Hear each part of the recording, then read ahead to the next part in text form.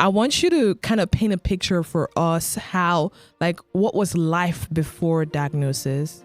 I feel stronger every day. And I think the further you get away, it's like the rearview mirror, right? There are 4 million survivors in the United States alone, which is insane. But that's the key word, survivors. Yeah, survivors, because we caught it. You're fine and you don't feel like you're fine. You got to bang down the door and tell them, I know, something's off, something's not right. Nobody knows your body like you do.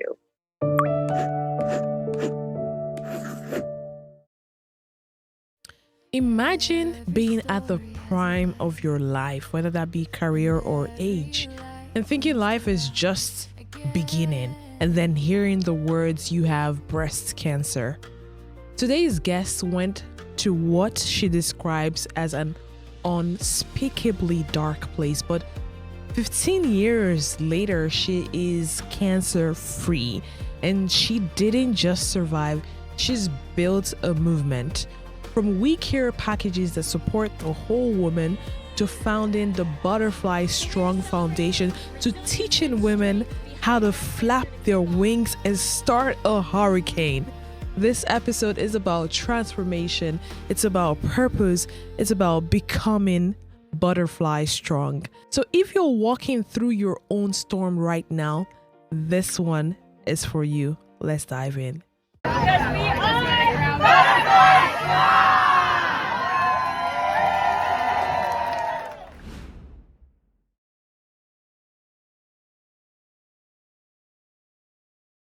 So the gist is yes, it's confusing. Malibu Dana no longer has a Malibu home because we lost our home in the 2018 Woolsey fire, not these last round of fires, not the Palisades fire. But I lived in Malibu for 14 years. So if we want to talk about the genesis of that. So I was a TV producer for a good 15, 16 years. I created some shows. You might have heard of Ace of Cakes for the Food Network, Marcel's Quantum Kitchen for Sci-Fi, Bride by Design for TLC, which is a wedding dress show. And she was from the South. Her name was Heidi Elnora. She said, "You're my fancy friend. You live in Malibu. This is my fancy dress." Like my most provocative. She named all of her dresses after someone she loved. We did the show. She named the dress the Malibu Dana. And that is for Malibu Dana with the derivation. The true derivation of Malibu Dana is from Heidi from the show. And then it became my Instagram handle, and Malibu was quite small, and probably 2 Danas in all of Malibu. Very small. So cut to, I was a TV producer. I was riding the crest of this wave that I didn't want to end. I was 35. I had just gotten married 2 years before in Malibu. And I got diagnosed with breast cancer at 35, which was a bit of a cold cock or sucker punch, as you like to say. We might like to say, I did not see that coming. And I know you got diagnosed quite young too. But I am living proof that if it can happen to me at 35, it can happen to anyone. And your vigilance is your strength. And that is part of, I feel like why I survived is so I can advocate for other patients. Yes, to be vigilant, because your vigilance is your strength. And that's what these wristbands say. They say, this one says, be fearless, which means do it scared. Of course you're afraid. Yeah, it's scary, but it's part of your maintenance, right? You have to advocate for your own health, whatever that means for you. I mean, we do lots of things that are uncomfortable in life, right? Mammograms, of course, not pleasant. Pap smears, not pleasant. Getting your teeth clean, not pleasant. Working out, not pleasant. We do lots of things that are hard, but we do them to get ahead of it. Because if you catch it early, as you know, there's a 99% survival rate. And those are pretty incredible odds. Those are impressive odds. I like those odds. So I'm sure for you, I don't know how old you were when you were diagnosed. I can't remember what you told me. Around the same age. But before we get into that, let's talk about your wristband. And I really like that you highlighted that fearless. So fearless. So 15 years, right? So it's 15 years after. Yes, it's my quinceañera. Right. Quinceañera. Right. I mean, that is so. I had a piñata. Butterfly strong. Yeah. You know, it's funny. This will never happen again. I'm also 51. I did the math. I was like 15, 51, 51, 15. That will Wow. never happen again. Believe me, Right. before I go into an appointment, when you're going for a mammogram or breast MRI or your annual oncology appointment, because there is butterfly maintenance, right? A lot of things we Right. have to do for maintenance once you've been diagnosed, especially Mhm. early. I definitely have some PTSD and I go through like weird things in my head the day before. And I tried every combination. I can Remember? imagine. So let's talk about how you're feeling now. 15 years in, like 15 years a survivor, like that milestone is huge. Like talk about the emotion behind that. Oh, it's awesome. I feel stronger every day. And I think the further you get away, it's like the rear view mirror, right? It doesn't define you when you go through it, but it does become part of you. And I mean, I'm Malibu Dana, the girl with the wings, with the pink ribbon, doing her high kicks, living her best life, cheerleading. But I always loved life, right? I think it made me see everything in Technicolor. Maybe I love things more, but every day that I get away from it, every year further away from it, I feel better and stronger than I did. Yeah, I mean, there were a lot of complications even at 35. Yeah, I don't know about you, but I definitely had my share I of bet. things that didn't go great. But I mean, it's all relative, right? I mean, we did catch it early, which is, like I said, very important.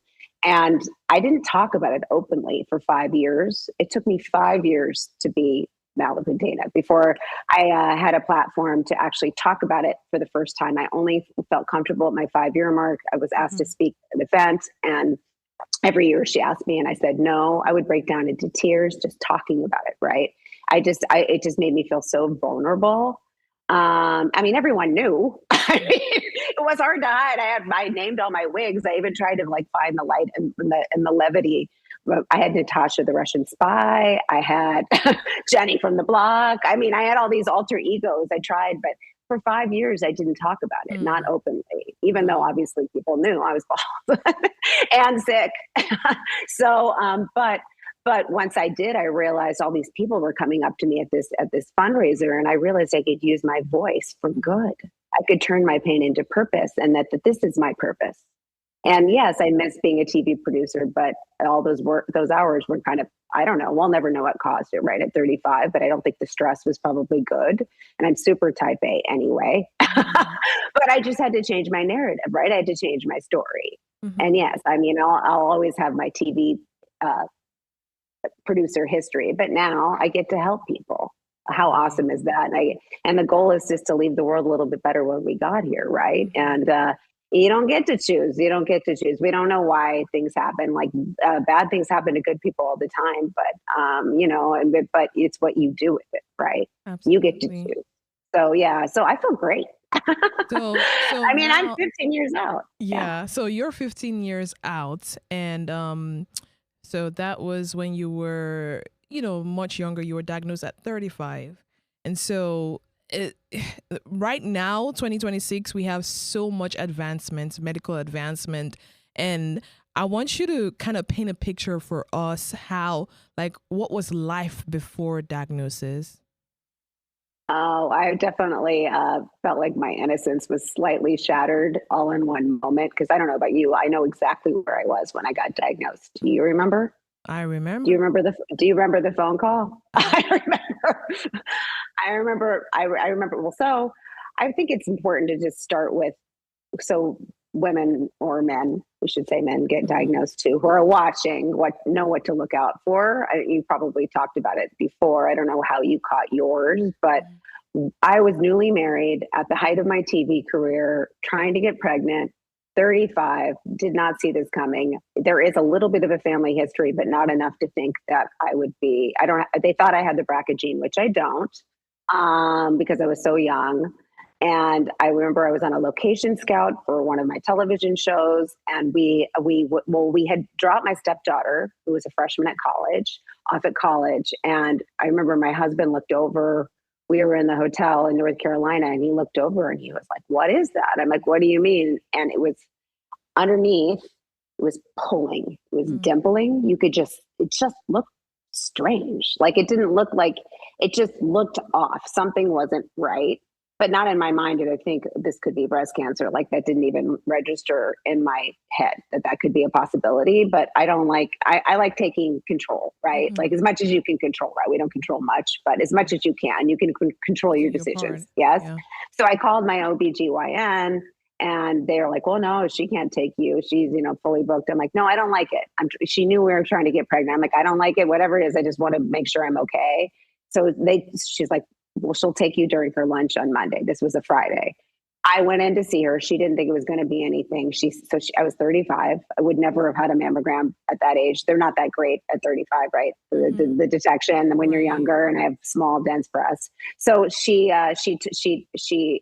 wrote up a script for a mammogram and an ultrasound, and kind of everything cascaded after that because the mammogram didn't even pick it up, which is crazy because I could actually see it and touch it. But that was also, there was no, to your point, there was no 3D mammography. Things have changed. Right. Even everything is becoming customized. Yes. It's not just, not everyone's on the same conveyor belt. They used to throw the same things. So that's a good thing. People are tolerating chemo better. People are, the advancements are getting better and better and better and better, but they are just doctors, right? They're just technicians. So you have to know when something doesn't seem right, because they're not going to, even if they say you're fine and you don't feel like you're fine, you got to bang down the door and tell them, I know something's off, something's not right. Nobody knows your body like you do, right? No one's going to advocate for you except you. So I remember I was driving from a location scout, and I saw that it was, now, like I do, when the doctor calls personally, it's usually not good news. Yeah. Yeah. So when you see them go, did they call you and tell you over the phone, or did you have to go in? Oh no, I found it on the phone as I was driving. I almost crashed my car. As you were driving. Oh my God. I know exactly where I was. It was in Century City. I was leaving downtown LA. It was on a location scout. And I remember I was like, is everything okay, doctor? And she probably should have told me, where are you? She goes, no, everything isn't okay. I'm like, what? I'm like, what do you mean? And she's like, you have breast cancer. I found that as I was driving. I was driving in LA traffic, and I'll never forget it. It was like everything, my whole life went into slow motion, and everything from that point on changed. It's changed me forever, but it's changed me. I mean, listen, I don't get to choose. Would I prefer not to go through it? Heck yeah, but you don't get to choose. So if you're going to go through something like that, then do something with it, right? Help other people. That's what helps me make sense of it. I get to help people. That's my way of making sense of it. And I feel like you, every single survivor or patient I know going through it has this ineffable quality where they want to be part of something bigger once they go through it, right? That's why you and I are sitting here right now. We want to help other people. This is how we make sense of it. I mean, I won't speak for you, but I'm pretty sure that's why you're sitting here right now. This is what helps you feed your soul, right? After something that was terrifying. and so, I remember reading a little bit about your story before coming here, and you spoke about, the way you said it, unspeakably dark place. I mean, and now you are a butterfly. And so it just is, I feel like it's a testament to the actual literal butterfly journey where it goes from looking very ugly to looking very beautiful. So, I mean, that alone, can you, what would you say in your own words? What did that quote unquote darkness do to you? Well, I feel like I had to go to the darkest part of myself to come out of it. And like I said, it took 5 years for me. I felt invisible, I think is the best way to put it. And I do have a big, larger than life personality. It just wasn't, I don't know. I just went to the darkest corners of who I once was. And then I had to become someone else, the best version of me though. Like a butterfly. I went through larva and pupa and all those really horrible phases, the really ugly caterpillar phases to become a butterfly. And I feel like everyone's a butterfly. Everyone has a story. Yeah. Everyone's been through somebody, but it's what you do with it. Absolutely. Transforming. Yeah. But the change is the beautiful part, right? Yes. Fall down, get back up, do it again. Fall down, get back. And every time you get stronger. right? And that's part of that butterfly effect, which is what Butterfly Strong, with the foundation that we're building, the grassroots foundation to help patients, to help survivors, to advocate for vigilance, to eradicate the disease, to send care packages, all the things we do. The butterfly effect, right? Right. The flap of one butterfly wing in Africa can cause a hurricane halfway around the world. And that is the ripple effect. Those are the ripples of good we are creating to create this tidal wave of change in the breast cancer movement and beyond. I feel like everyone wants to do good. Sometimes it just takes one person to show them the way. And I'm the cheerleader with the pink pom poms. I'm going to be the one that does it. And I'm happy to lead the charge. I'm grateful to be able to do it every single day. I know my purpose. A lot of people don't know their purpose. I wake up and I say, Butterfly, today you do the best that you can. And that's enough. And I try. That's what I have every day. I wake up so grateful just to be here. And I'm not going to waste it. I'm not going to waste the second chance. I do feel like I got a new lease on life. I do feel like everything tastes better. Everything looks better. But I had a deep appreciation before, but I think a lot of people don't know their purpose, and how lucky are we to know ours? So, yeah. And did you know that butterfly is always the coolest word in every language? Have you noticed that? Really? Okay. Give And us a in different Spanish, language. Yes. mariposa. Okay. Pretty, right? Always, yeah. In French, papillon. Okay. Papillon. Okay.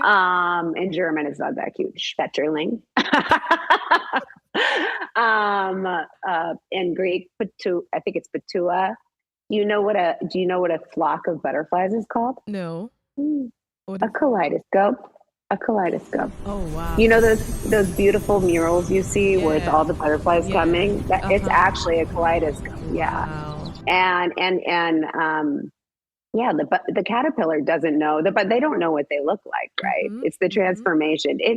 And I'm just grateful to be able to do it. And that's all of these women, all of these, I call them all butterflies. We're all butterflies, right? And when I see women going through it, or we're going to a We Give Day and loving on them in person, I'm like, do you see your mom's wings?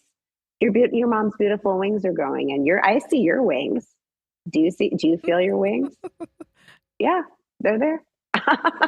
So they're there, and they're growing strong. you know what's interesting about this conversation, as we have this conversation, and you took me through the part where for 5 years you were not able to speak about this, and here you are 15 years strong, doing the work that you do.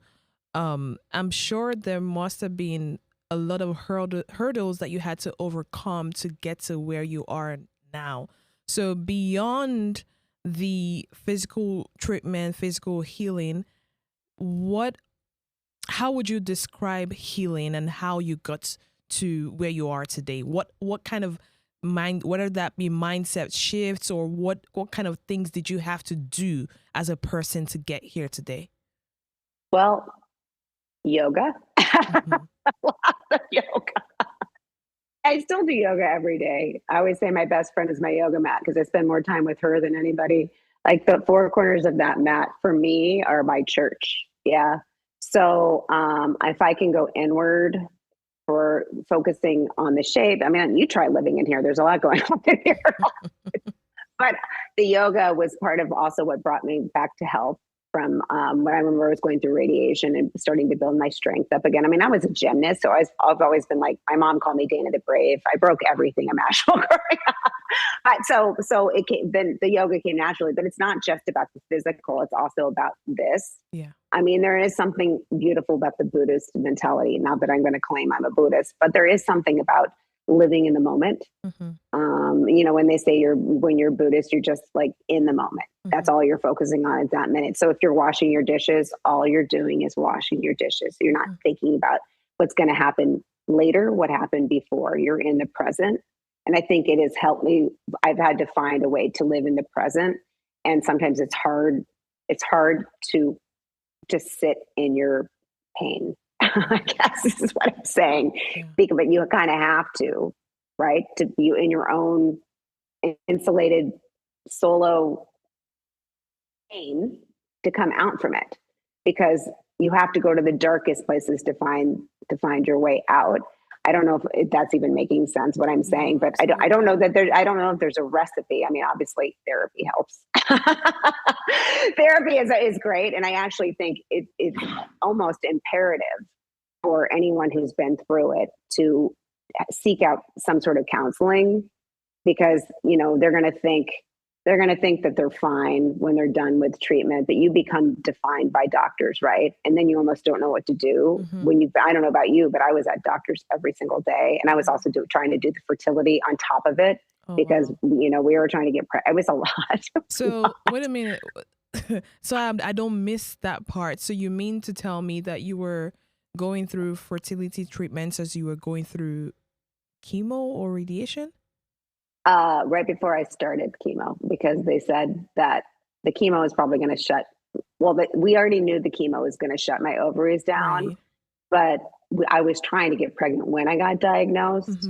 So they basically rushed me into fertility. I mean, I literally started getting the injections as I had my first lumpectomy, which there were several surgeries, but the first one, because of the timing of my cycles. And I remember coming out of in the ICU, and they were literally like, here, you need your injection, your first injection for fertility. It was a lot. I mean, it was a lot, but that's what, you know, what were my choices, right? I'm lucky I had a choice. I'm lucky we had the means for us to be able to do that. I am sad to say that the fertility did not work out for us. But I will never look in the rearview mirror and think I didn't try everything. We preserved the embryos. We used surrogates a few years after, when I knew I was a few years in the clear from it not coming back. And it didn't, I mean, I have to think that was probably the most stressful time of my entire life, when we were retrieving eggs. Right. So yeah, I mean, it was just another layer on top of everything. And when you go through fertility, you have to go in almost every day as well. So that was on top of like the surgery. And then right after fertility is when they rushed me into fertility. Then I went into chemo. Then I started the radiation. But after chemo, my lung collapsed. I mean, I had things but I don't want to scare people. I'm trying not to scare people. No, because it's part of the process. It's part of the journey. Like, you know, because like everybody's story is different, and although we have similar paths, but everyone's story is different, and people's stories touch and impact people in different ways. So the journey is scary regardless. No, it is. And I mean, but I feel like the day I got diagnosed is the luckiest day of my life. Why so? Because I get to live, because we caught it. You don't catch it. And see, this is the thing. This is what gets me. People think if they just, okay, well, a couple of things.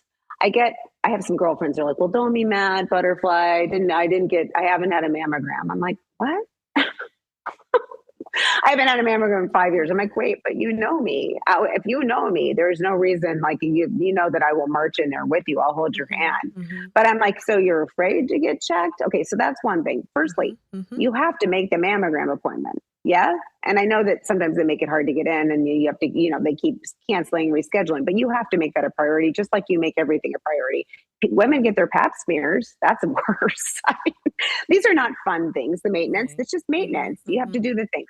So not only do you have to get checked, but then once you get the information, you have to do something with it. Finding out you have breast cancer, okay, but then you got to use that information and be vigilant and do what the doctors tell you. Obviously, you get multiple opinions, and I'm all about throwing Eastern and Western and throwing everything under the kitchen sink at it. But you can't ignore the doctors. I mean, if you do, all of the women I know have ignored what the doctors have said. They think they're going to just go on a macrobiotic diet. They're going to outfox breast cancer. I've lost all of them. It's all come back. Every single one of them. It's not like right away. A few years later, 2 years later, 5 years later, 8 years later, it comes back and it gets you. So you've been warned. So yeah, it is the luckiest day of your life, because you've been warned and you can actually do something about it, because we live in a modern first world country where we have access to healthcare, we have access to scans, we have access to medicine, to surgery, to all of these things we can do. And then if you do all the things they tell you to do, you get to live and you get to flutter. And yeah, you get to earn your wings. That is part of becoming a butterfly. So, prevention Yeah. You're not, yes, prevention means you have to be vigilant. It doesn't mean Yeah. just, but some people, like, well, I'm like, well, It if is you a know bit me. daunting, though, I would say. Those scans, it is Oh daunting. my gosh, of course it is. Of course it is. Of Yeah, course it so is. that's It's not one fun. thing. Yeah, no one said it was But you fun, rather and no take one's. that part. There's two hards. You got to choose a hard. Either way, it's gonna be hard. Prevention isn't just getting a mammogram. Prevention is if you find out you don't get the news you want, you still got to do something about Mm-hmm. it. Mm-hmm. That's the thing. People don't really understand the recurrence risk. When you're young, you have more years for it to come back, and they're gonna throw more at it because you're at a higher risk. You have more years. And I didn't like the news I was getting, right? I was like asking for more opinions, going to more doctors because they're like, well, if you were my daughter, if you were my sister, Mm-hmm. yeah, you don't they didn't really give me an option. I don't know what I was saying. Sorry. No, we're talking about the scans and how daunting it could be. Yeah, So it's scary. I don't know. Do you still get some I PTSD going into your yeah, scans? every time, every Yeah, time. So I can tell you, it does get easier. It does. The further out you get, it does get easier. I last year when I got my mammogram, they freaked me out. They did the whole. They're like, you need to come back. I'm like, what? But they took me like right away, and they did an ultrasound. Which that's the other thing. If you ever find anything suspicious, please ask them to make sure to write you a script for an ultrasound as well as a mammogram. Right? Do it all. Do it all. No one said life is going to be easy and life is going to be fair. But the truth is they say 1 in 8 over your lifetime, but that's over the course of your lifetime, mm-hmm. right? Mm-hmm. So that the odds are things are gonna happen. There's sickness, there's disease, there's things that happen in your life, but you have to take them. You have to take those things face on. And obviously, in my case, we didn't expect that to happen when we were young. we just got hit with it at an earlier age. I guess. I don't know why. Yeah. I can't answer the why. But in the case of like our house burning down in Malibu, if I hadn't had breast cancer, then I probably wouldn't have been prepared for that. That kind of helped me compartmentalize my house burning down. Yeah. People will say, well, it's just your stuff. Well, it's my stuff. It's my house. My memories. Oh, it's just your hair. Well, it's my hair. This is your dignity as a woman, right? They're taking it's chipping away at you, all the things that make you feminine and make you a woman. So, but you can come back better. You can't wear certain clothes anymore. You can't, do this or do that, especially if you've gotten your breasts removed. Like in my case, Yeah, I had to have exactly both breasts removed eventually. So it's not an easy thing, especially, right now, being my age, it's not, it's especially when it comes up every time in dating. It's like, okay, well, I bet it does. I don't have a breast. So what now? Did you do reconstruction? Yeah, I did reconstruction, but I ended up using my own tissue, so it's not as pretty. Got it. It's not you don't feel like you, right? You feel like a different version like of you. Me ever since I had the diagnosis, but what I will tell you though, I've felt like a better version of me. So it's definitely that's the baby butterfly. That's you coming out, right? Yeah, it is. It's your beautiful wings. So, yeah. What's your silver lining? What do you think? How do you feel different? I feel different in a lot of ways. I feel like I have a clear path for what I want to do with my life, my purpose, how I want to impact the world. That I did not have before breast cancer. Now I cannot tell you if that influenced a whole lot of it, but I can tell you that there were parts of me that I had to let go to embrace this new part of me.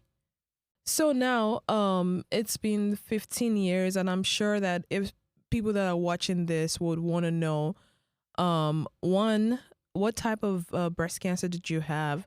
And two, how have you managed your life and just make sure you're in a place that you thrive right now, 15 years out?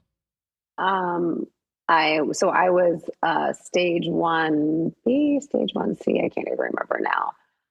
which is early, thank God. Stage 1 and stage 2, for people who don't know, is invasive. It has entered your body. And I was estrogen receptor positive, which is the most common, which is the best case scenario for a crappy diagnosis of breast cancer because they know the most about it. And so I was only 35. I took the risk recurrence test. For stage 1 and stage 2, there's a risk recurrence test you can take to see what the odds of it coming back are. And all the things you do lower your risk recurrence between the things it'll basically tell you if chemo is going to help you or not. In my case, it came back higher than we had hoped. So they do change things on you, as you know. They only are doctors, right? They're not going to give you worst case scenarios. They're telling you as much as they know at the moment when you get diagnosed. They don't have a crystal ball. So I was clinging on to what they had initially told me, and of course everything changed. That's what I try to tell a lot of the patients and butterflies. I'm like, I just try not to have an expectation, which is really hard, right? Because you're just clinging on and you're so scared to what the doctors are telling you. So then cut to a lumpectomy. They didn't get it all. They didn't get wide enough margins, which happens a lot.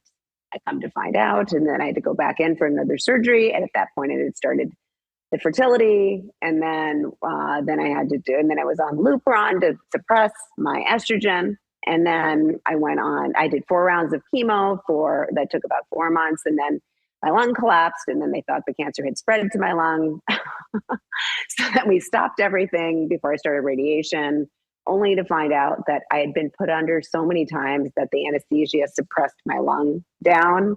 Because between the fertility, I was put under but from the anesthesia, it mushed my lung. Uh-huh. So then we did all the 6 weeks of radiation every day. And then I started the tamoxifen, which is the medication you take to keep that puts you in menopause and makes you a man for 5 years. And now I'm like gratefully going through menopause again, the real time, because I was so young that I came back. So yeah, it's a journey. So all of that happened, but I've been able to build something out of it, right? I started Malibu Dana Activewear back in 2017 to give all the portion of the proceeds of all the activewear to the breast cancer fundraiser, who I sit on the board for, and we send care packages to newly diagnosed patients.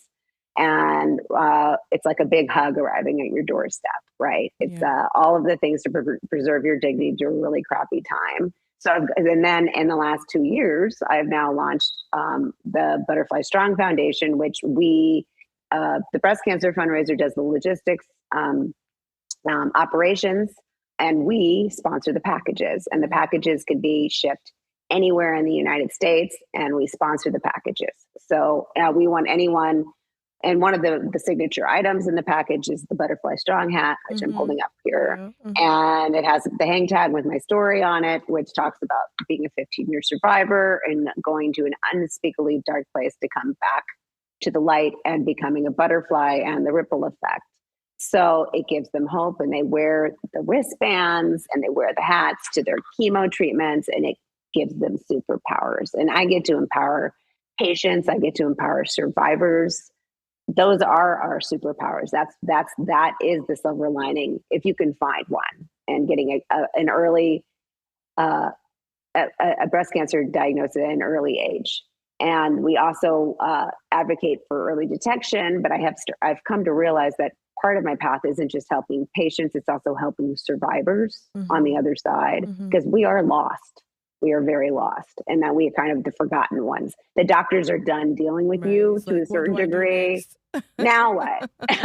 I'm not me anymore. I'm a butterfly, right? I just gone through these weird phases of larva and pupa and all those things that to become I was an icky caterpillar, and I come out the other side, and now what do I do? I'm not the same person I was. Yeah. And we also the legacy of the Dr. Susan Love Foundation, who was my idol. She basically, she wrote the breast cancer Bible. She since left us in the last 2 years, but her legacy lives on through Tower Cancer Research. So we also do funding for innovative breast cancer research, because I pray in our lifetime, years in my lifetime, we're going to find a cure and we're going to eradicate this disease. And once we do, we won't need the care packages, right? Yeah. So I have hope and I have faith in science and modern medicine, and that it's going to happen. It's going to. It has to. It has to. Yeah. So I mean, I know my purpose. Yeah. Absolutely. So I feel like the luckiest butterfly in the world. Yeah, So, you talked. I know. I'm glad you showed a little bit about the WeCare package or what comes in it. So, how can someone nominate somebody to get a WeCare package? well, I mean, part of the beauty of the WeCare package and the program is it's also for family and loved ones, like, who don't know what to send you, right? They send flowers, the flowers die. And no one knows what to send you. They feel helpless too. They don't know how to help you. They don't know what to do. So there are a lot of survivors on the board of the BCF with me, and we put a lot of thought into the categories of care and the things. It's always changing, the things that go in the package, right?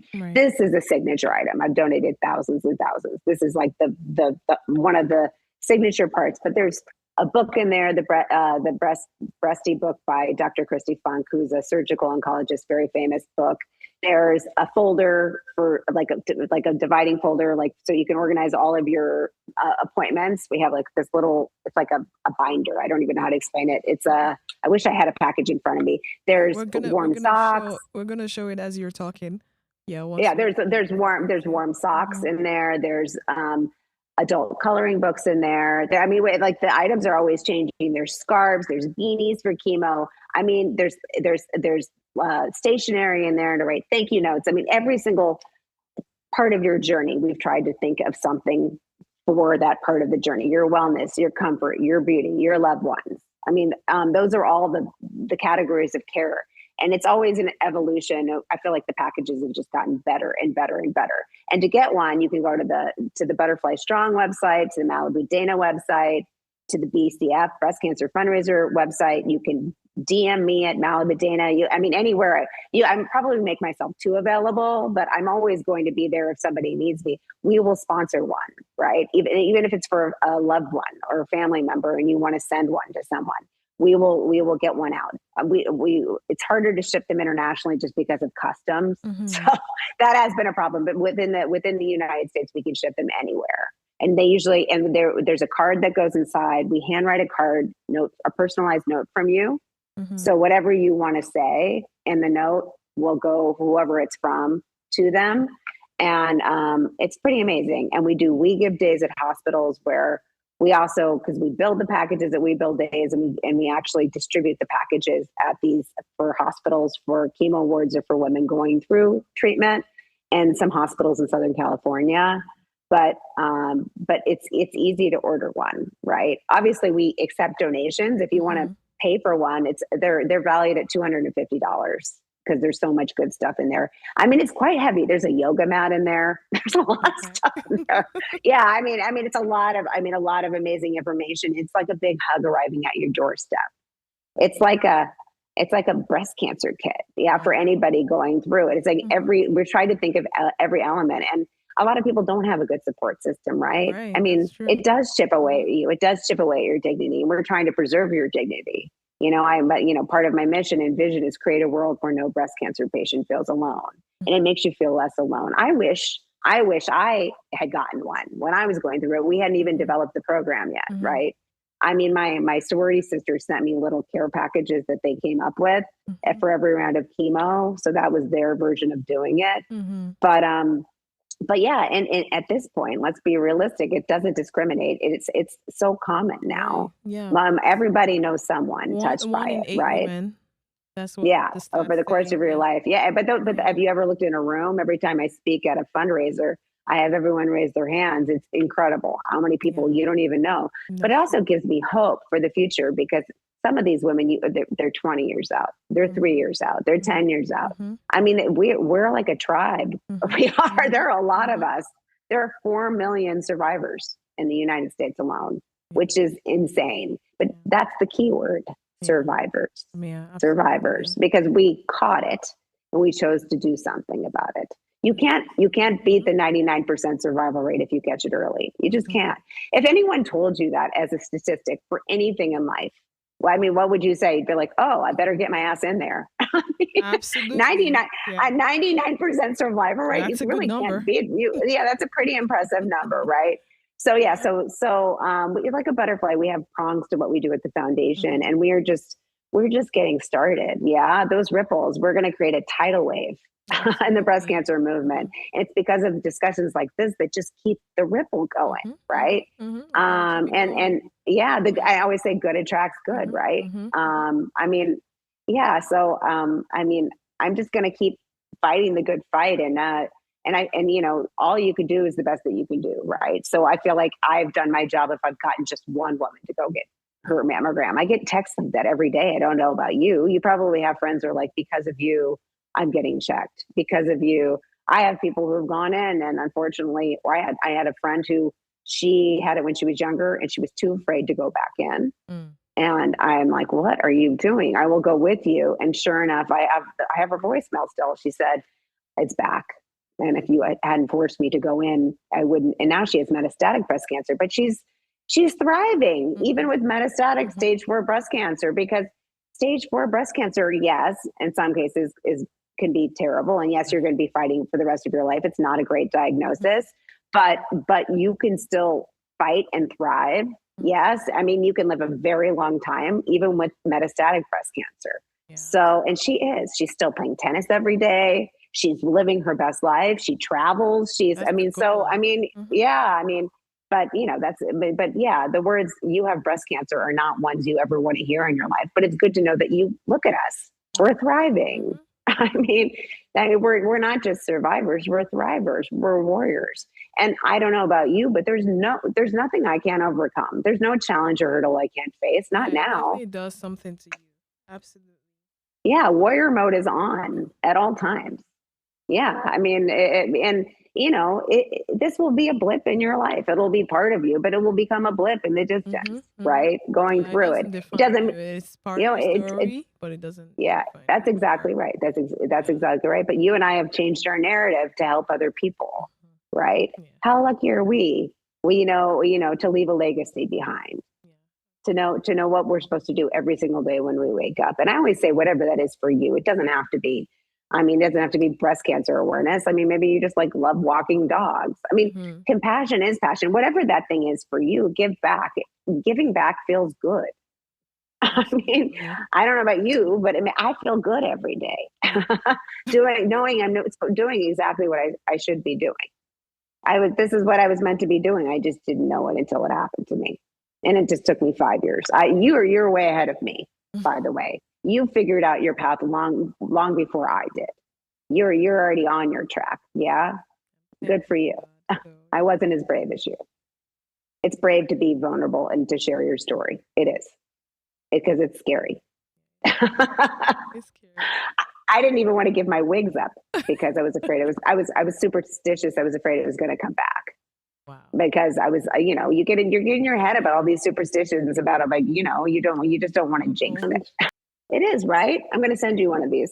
That is so And we should mention you are now on the Honor a Butterfly tribute wall on our website for people to see, to live on in perpetuity in all parts of the universe forever.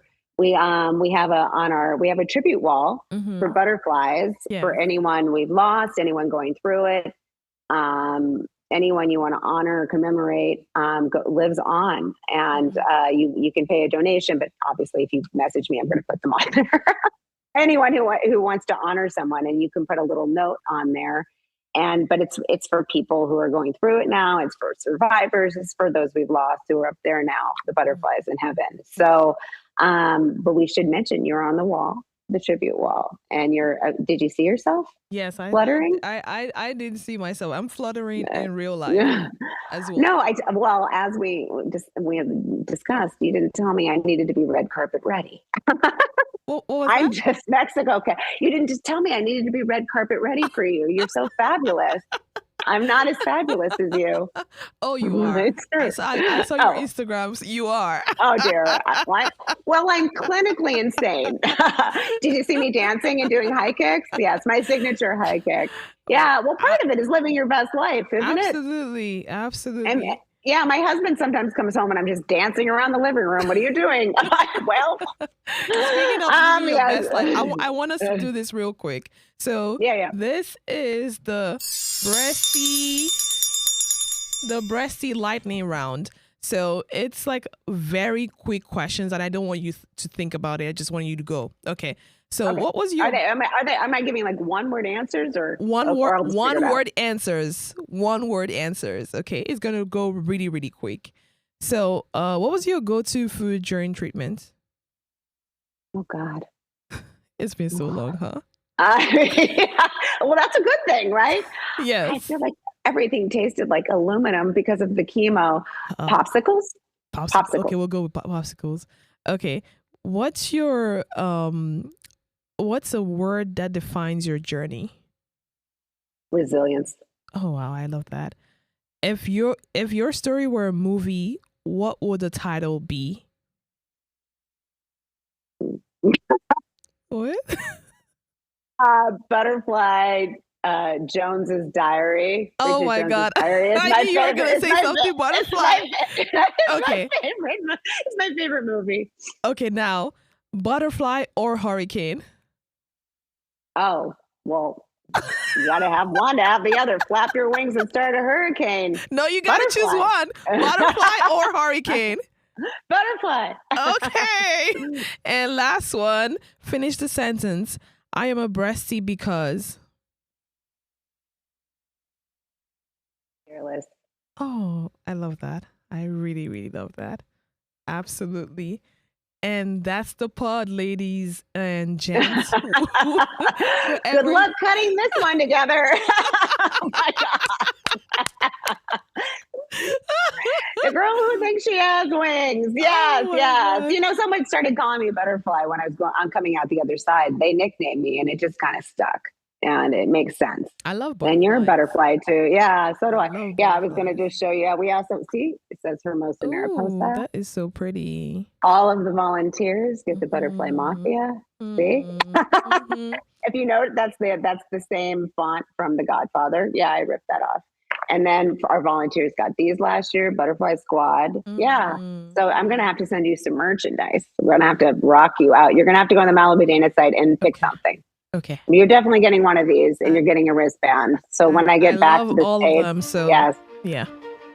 Count me in. I see that coming your way. Yes, yes. And thank you for having me.